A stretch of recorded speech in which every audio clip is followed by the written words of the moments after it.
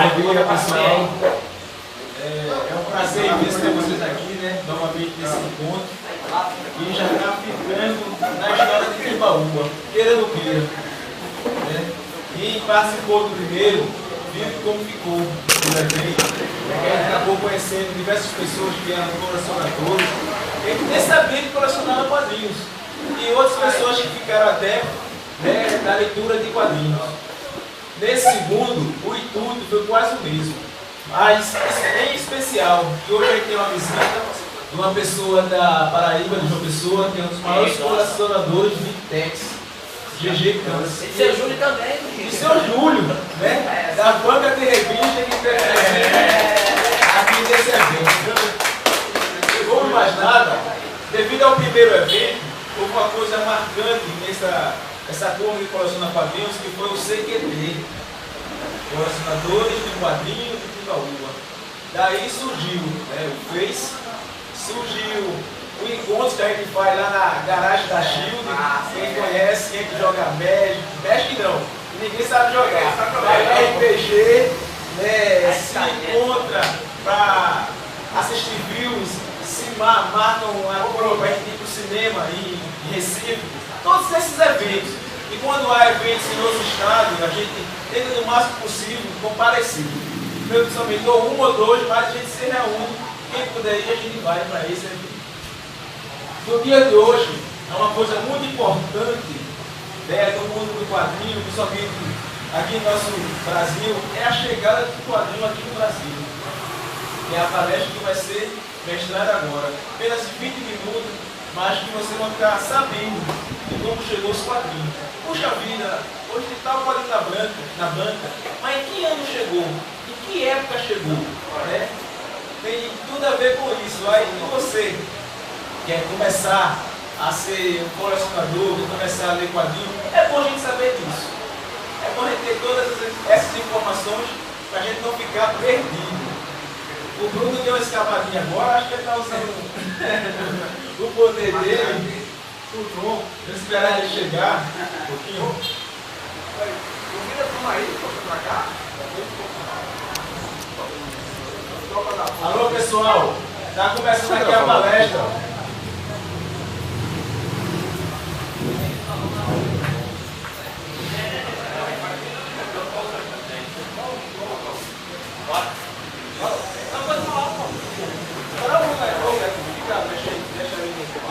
Fica aqui, mexer. Mais próxima. É só você apertar aqui, ó.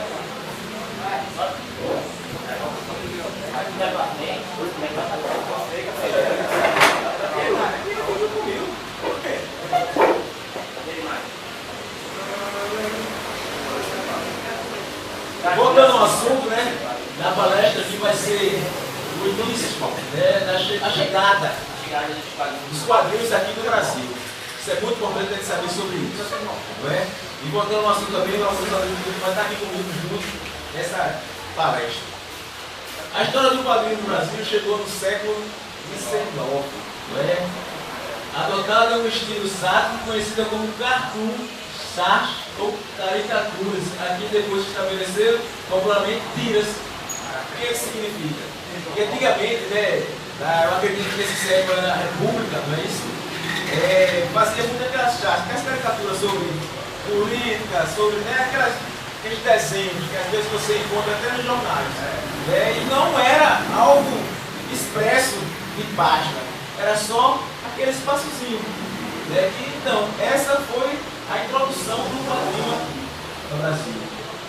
Em meados do século XX é que veio chegado definitivamente. Olha aí, Maquete. Em meados do século XX, né, veio chegado definitivamente os quadrinhos que hoje estão nas bancas, naquele estilo por página. Né? Em 1945, Eisner, fundador da editora Brasil América Limitada. Olha essa editora, a Herbal. Essa foi uma das pioneiras, né, que hoje ela está desativada, infelizmente está desativada. Né? E foram as pioneiras em quadrinhos. É tão tal que alguns colecionadores, quando tem quadrinhos da Herbal, eles guardam, né, para ficar para sempre, porque são quadrinhos que valem muito. tem algumas revistas da Herbal, Beto Lima tem também, e alguns colecionadores como meu amigo Essa ali já teve revista, ou se ainda tem revista da Herbal. Eu tive da Herbal. Então assim, são quadrinhos muito raros. E se você colocar lá nos mercenários, como costumo dizer, no Mercado Livre, qualquer site desse de revista, o preço deles é um absurdo. R$50, R$100 tá vendo? O preço dessa revista. Então, em 1945, como eu falei, né? Einstein, fundador da editora americana limitada, conhecida como a Herbal, trazendo personagens da Walt Disney. A revista teve 17 edições e foi publicada em 1941. E em julho de 1947, Einstein publicou a primeira revista publicada apenas pela Herbal, O Herói, gravada sem acento. Naquele tempo tinha muito conhecimento de gramática, né? Naquele tempo o pessoal não tinha muito conhecimento de gramática, aí como a revista de quadrinhos não era uma coisa assim tão expressiva, eles pegavam os nomes e colocavam lá sem ter muita preocupação sobre isso. Você pode até ver no caso do Super-Homem. Quando chegou aqui, chegou como Super-Homem, mas o correto mesmo era Superman. Pra ficar igual, né? Com o tema lá que foi lançado nos Estados Unidos. Essa aí é a primeira revista Superman. Essa aqui é a primeira revista do Superman. Só que Superman só veio na capa. Dentro dela já veio escrito Super-Homem. Aí como você pode ver aí, o Superman com o dedo só tá podendo demonstrar sua força. Enquanto tá ainda no hobby aí, enquanto tá segurando um peso de YouTube aí, sei lá. E o Batman já tira onda aí, né?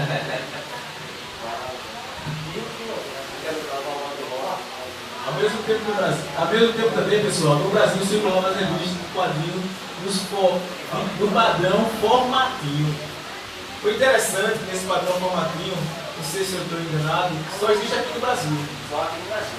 É isso, só existe aqui no Brasil, que a editora Abril, né, fez um grande trabalho esse formatinho. Eu mesmo adorava os formatinhos. Até hoje eu procuro muitos formatinhos. Tive bastante formatinho, tive a coleção completa de Homem-Aranha, tive a coleção quase completa de Capitão América, né? Infelizmente, né, é jovem, né? A gente acaba se desfazendo de outras coisas. Mas é assim, quando a gente tem cabeça, basta ter um pouquinho de cabeça, começa a se arrepender.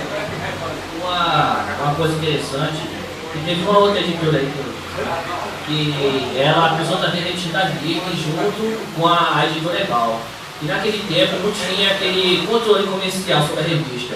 Por exemplo, a editora A podia publicar o Homem-Aranha. E a editora B também podia publicar o Homem-Aranha. Assim, aleatoriamente. Não seguindo aquela cronologia de histórias. Aí com isso, teve uma outra editora que começou a publicar as revistas da Disney, principalmente a revista do Pato Donald. No caso, eu acho que era da fase Karl Barks, que são grandes histórias. E com isso, vendo o rendimento, né, e o custo-benefício que essa revista podia trazer, até na hora de impressão, a Herbal também decidiu seguir esse mesmo caminho. Veio a Herbal, veio a Abril, depois veio outras editoras demais.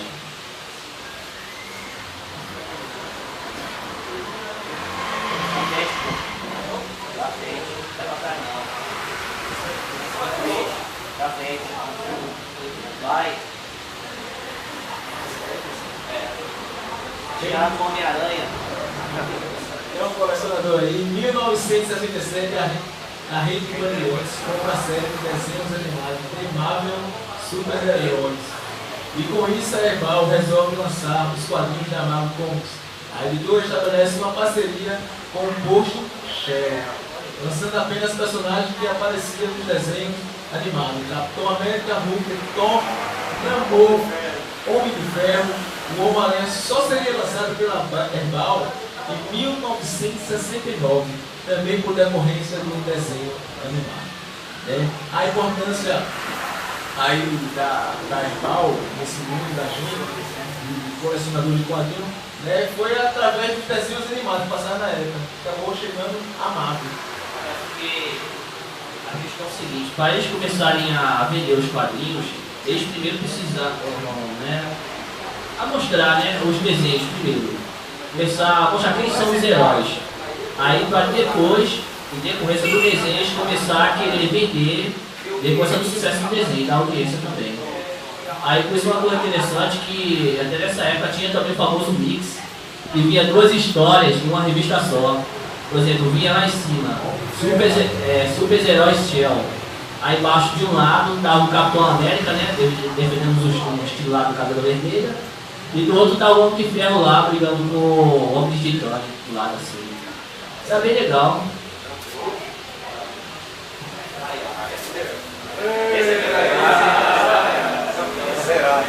Nosso convidado está aqui, né? Em janeiro de 1950, a Casa da Editora Vende lança a revista O Pequeno Xerife, no formato de talão de cheque. Outro formato importante da Itália, em julho do mesmo ano, o Globo também lançaria uma revista nesse formato júnior, que em suas 28 edições publicaria pela primeira vez no país o cowboy Tex Wilder, da série de Goiânia. Então aí você está vendo, onde tem a presença aí do nosso amigão, a importância também do Tex, né, no quadrinho brasileiro. Surgiu em 1950, pela editora Vende, e tem ali algumas edições, como ele também trouxe algumas edições, né, e essa é a importância que tem até hoje. O importante saber sobre o Tex é o seguinte: o Tex, da época que surgiu até agora, né, ela sempre vem naquela sequência. Agora está 532, já 533 na banca, não é isso? A edição dela. Né? Então, assim, ela vem sempre na sequência. Não foi como as outras revistas, né? Que sempre há um mundo diferente em cada 10 anos, em cada 15 anos ou até 2 anos, ele sempre muda, né? Essa questão de mudança sempre é uma questão de atrair novos leitores, né? Porque essa revista a gente tem, assim, do ponto de vista comercial, eles acham que se começar do ponto zero, a pessoa vai ter interesse em comprar aquela revista e a revista trazer mais leitores. Aí por isso que a gente sempre tem essas renovações de números. Aí você pode ver agora uma coisa recente, que foi a Marvel Now, que zerou todas as revistas da Marvel, para saber uma coisa que eu disse. E também a 952 também da DC. E também que deu também esse pontapé de zerar todas as suas revistas. É normal, é melhor. Mas não é normal. Em 1983, a editora Abril assume completamente os títulos da Marvel. Logo em seguida, no mesmo ano, consegue os direitos dos personagens da DC, até então publicada pela Ebal.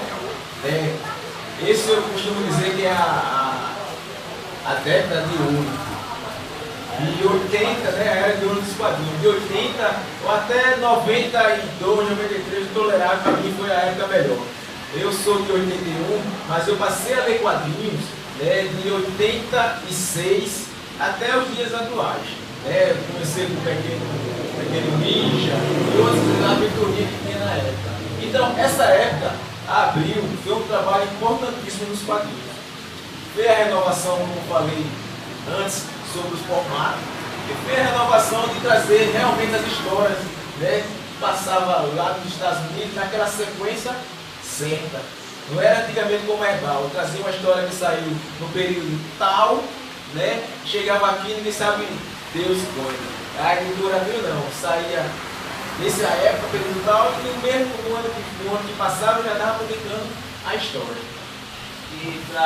E para poder regulamentar isso, eles lançaram essa revista, Dicionário Marvel, que é do caso contando a origem de alguns super-heróis e também das fases que eles passaram.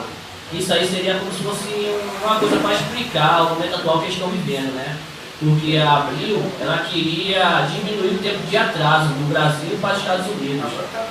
Entendeu? Porque estava na diferença de 2 anos, aí que é reduzir pelo menos de 1 ano essa diferença.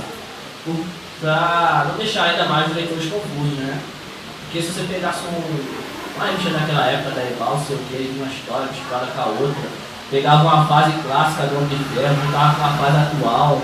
Aí o cara lia assim, via que a história não tinha sequência, aí se perdia tudo. Aí então a Abril veio Estou dizendo assim que a Ebal foi essa conclusão não, né? Mas também foi importante a divulgação da marca da DC. Mas assim, acho que Abril, ela regulamentou mais a cronologia. Então tal que lançou esses especiais aí, que é esse, dicionário Marvel, que é uma raridade no mercado. E algum dicionário desse Marvel saía sempre na Herói TV, né?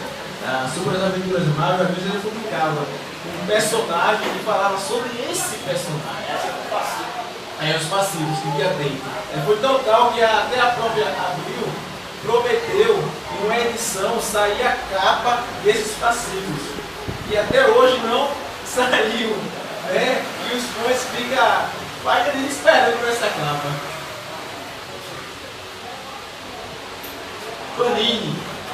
Panini Brasil Limitada, com sede em Barueri, começou sua participação no mercado brasileiro com a publicação de livros ilustrados e imagens autocolantes. Assim, exemplo, antes como eu não contei aqui, mas vou contar, eu teve um tempo que eu fiquei parado sem ler quadrinhos. Foi na época que chegou a Panini.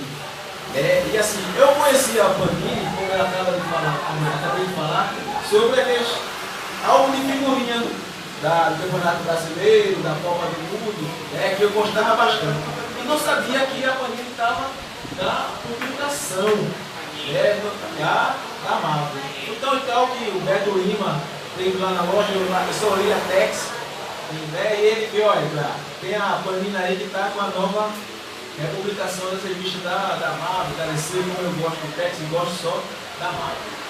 E botei a ler. E volto a dizer a vocês que assim, a Panini ela dá um trabalho bacana nos quadrinhos. Além dela ter os quadrinhos mensais, ela tem os quadrinhos mestrais, bimestrais, não é? Tem os encadernados, que ela faz as publicações de algumas histórias que saíram tempos atrás, e tem diversas coisas importantes do mundo dos quadrinhos. Um trabalho interessante também da Panini, que ela está republicando todo o material que foi da Abril. Por exemplo, agora, ela lançou agora recentemente Hulk Futuro Imperfeito, que é uma história muito boa do Hulk, que mostra ele lá para o futuro, enfrentando uma versão dele, né, futuro chamada Maestro, depois da habilidade das diversas programas de lá. Isso em outros materiais, também como Batman, Crônicas, que é material antigo, muito antigo, que são as primeiras histórias dele, e reúne todas no encadernado só.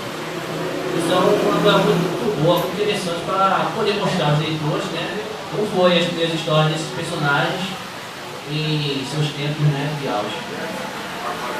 Ao mesmo tempo também, pessoal, não vamos esquecer da editora Mitos, que faz um trabalho importantíssimo nos quadrinhos europeus. Traz toda a linha corneliana, como Zabo, Tex, e traz Juiz Dredd, 2000 AD, isso, traz algumas, já trouxe também Conan, quem se lembra de Conan pela Abril, eu sou fã também de Conan, que as histórias são perfeitas. Então assim, a Mitos faz um trabalho importantíssimo na questão dessas novas revistas. Uma coisa interessante que eu queria falar da revista 2000 AD, que é o seguinte: é uma revista de longa circulação, que ocorre lá na Inglaterra. Ela parece que é a revista que tem mais tempo de circulação, porque ela é semanal. Aí toda semana sai uma edição, revista 2000 AD. E disso aí vem várias histórias. Parece que aquela revista Aventura Ficção, não sei se vocês conhecem aí. Vocês amam as histórias dessa revista. Saiu também da 2000 AD.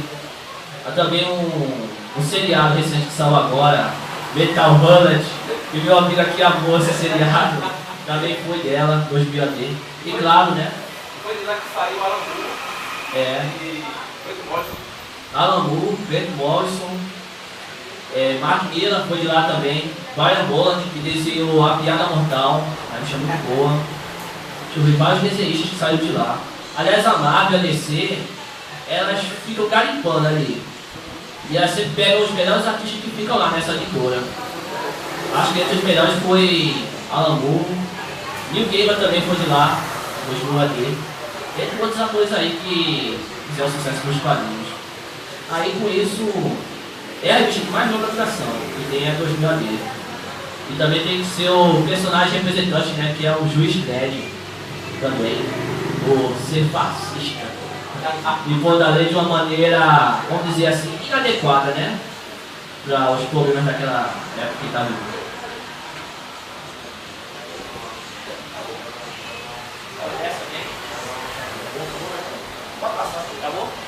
Acabou. Então, e não podemos esquecer também, pessoal, quem quer, assim, tem algumas perguntas que fizeram no nosso Face, é como a gente começar a fazer uma coleção de quadrinhos, né?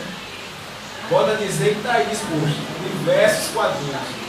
Esse mundo, você tem que, né, ler, você tem que ver qual mundo você quer, né? Tem o mundo dos faroeste, tem os mundos da científica, né? Tem diversos mundos. Então, assim, é interessante você participar, além desse evento, participar de outros eventos e pesquisar sobre quadrinhos, que é algo muito importante, né? Eu acho que o pai que passa um quadrinho para o seu filho ler, né, ele está fazendo a coisa mais importante da vida dele. Faço quadrinho, faço mangá também. Tem o mangá, esqueceu de mangá, de falar o mangá, porque assim, como foi feito no primeiro evento, a gente procurou pessoas que colecionavam. Mas infelizmente não conseguimos. É porque o pessoal tem mais no computador, né? Do que tem mais. O pessoal tem mais baixado do que assim físico. Aí fica meio complicado, né? Assim. Mas os mangá também são uma boa medida para quem quer entrar nos quadrinhos. Mangá, os quadrinhos. Tem esse mundo agora, que é um mundo cibernético, né, de quadrinhos pelo computador. Eu vou ser sincero, eu não gosto. Eu não gosto dele, infelizmente, porque tira o prazer de você folhear, você tocar, você sentir ou o cheiro de ovo, ou o cheiro de ovo, ou atrás fazer sua mão coçar, né, a poeira. Então assim, o quadrinho do computador, ele tira esse prazer. Eu mesmo, quando eu compro quadrinhos, eu coleciono, quando eu chego em casa, a primeira coisa que eu faço é cheirar. Isso é uma mania meio bizarra, mas eu cheiro as páginas todinha, fico folheando, vejo as imagens todas para passar a ler. Então veja que coisa gostosa. Então eu digo a vocês, se vocês quiserem colecionar, colecione. Vá na banca, ajude aquele trocadinho, pega, gasta dinheiro com tantas coisas, né? E vá comprar um quadrinho. Você está ajudando a que esse personagem continue vivo nas bancas todos os dias. E uma coisa também interessante sobre os quadrinhos virtuais, que quem deu o pontapé inicial dela foi a DC. Porque foi o seguinte, como o advento dos smartphones estava muito grande, então o cara observou assim, pô, se o cara está vendo uma mensagem ali, por que ele não pode ver um quadrinho?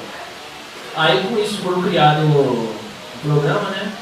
E para poder visualizar o quadrinho ali dentro do seu celular. E com isso eles também vendem esses quadrinhos pelo site deles, para ele poder o cara baixar lá, instalar e poder ver. Assim.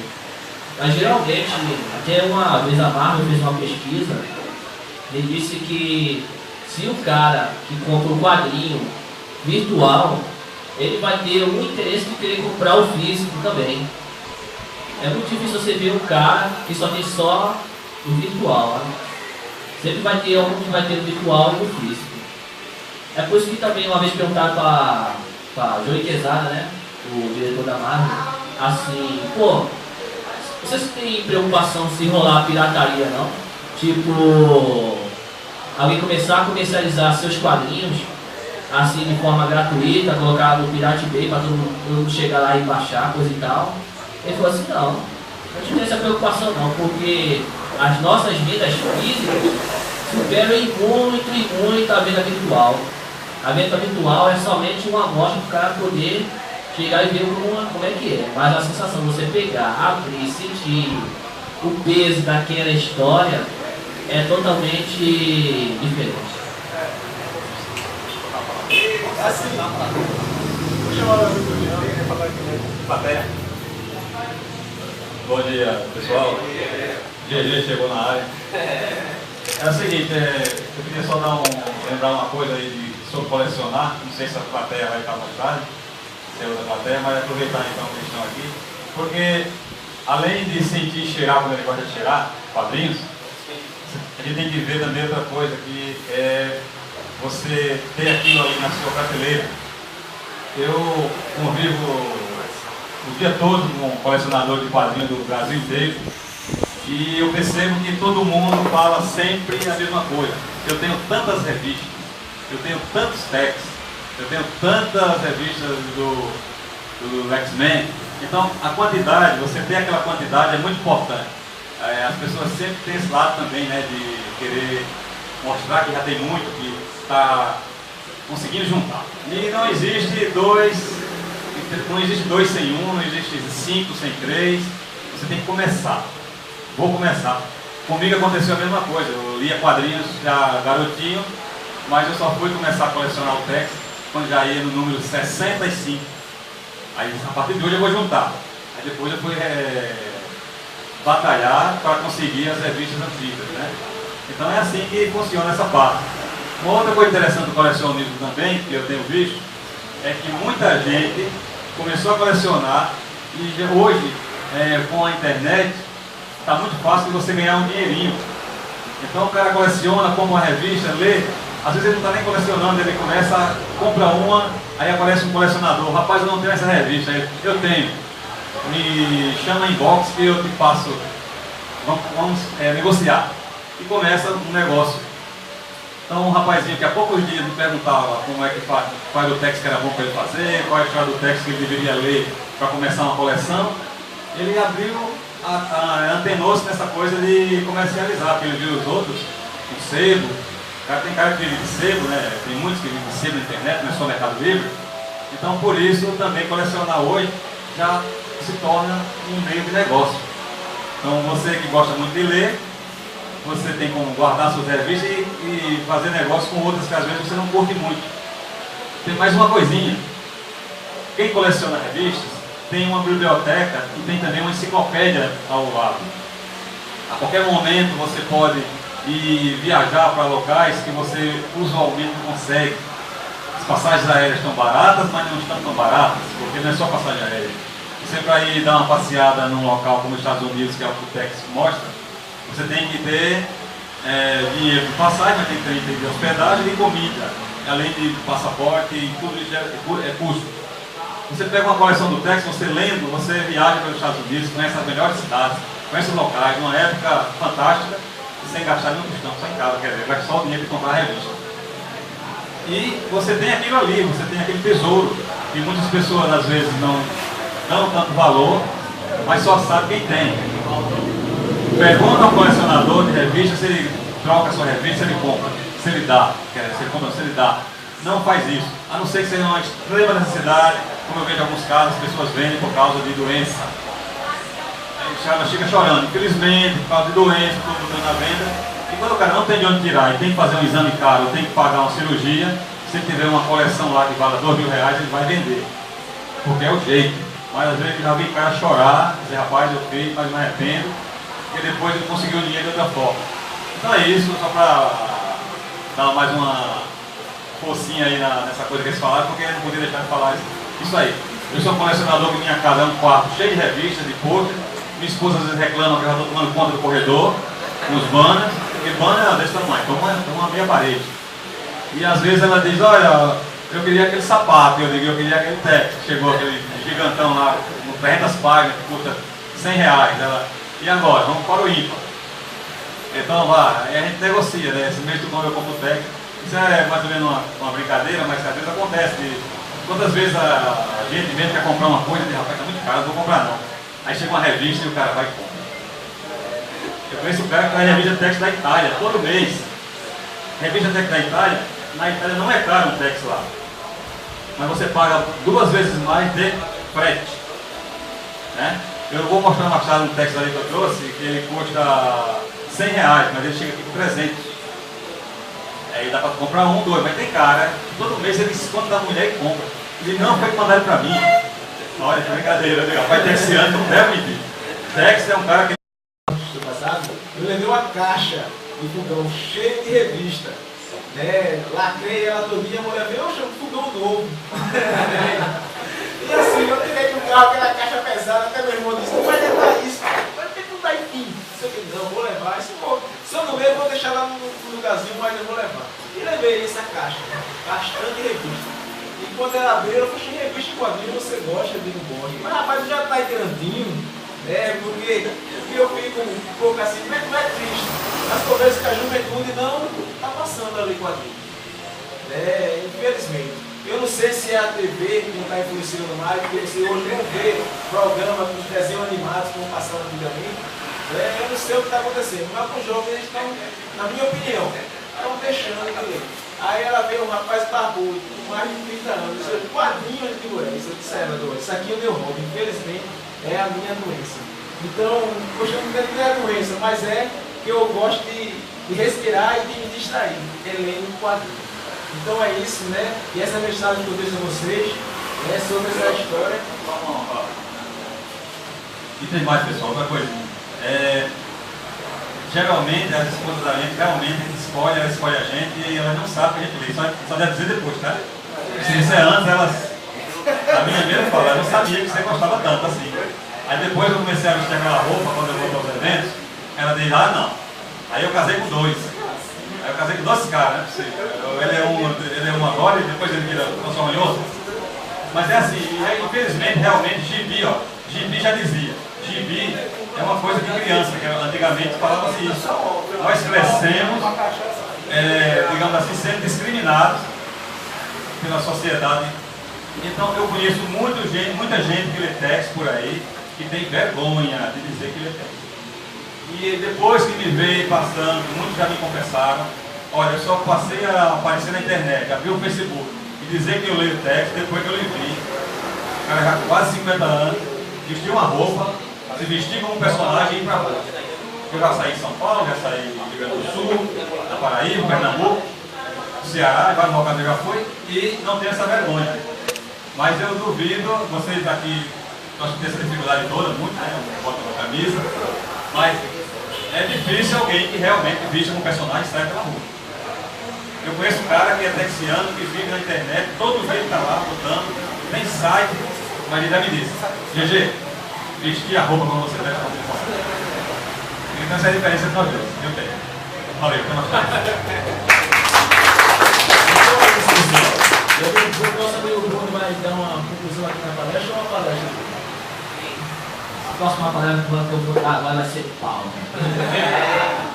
E assim, convite mais um para hoje à tarde. O nosso amigo aí se deslocou de João Pessoa para estar aqui. Isso é uma honra, para a gente, principalmente a gente aqui em Baúba. Fizemos diversos convidando diversas pessoas, Então assim, convite mais um para estar aqui. Ele está com a banquinha dele ali. Se você quiser saber um pouco mais sobre esse mundo de texto, é só chegar lá perto dele, perguntar quantas edições tem, o livro dele que está à venda. E assim, a esposa dele também está lá vendendo lanche, vamos ter uma barraquinha daqui de lanche. E tem os nossos amigos que estão vendendo aí, camisa, broche, então tudo isso. Nosso amigo Bruno vai ter aqui uma palestra ou uma discussão. Uma palestra, discussão. Aí vai dividir, né? Vamos lá.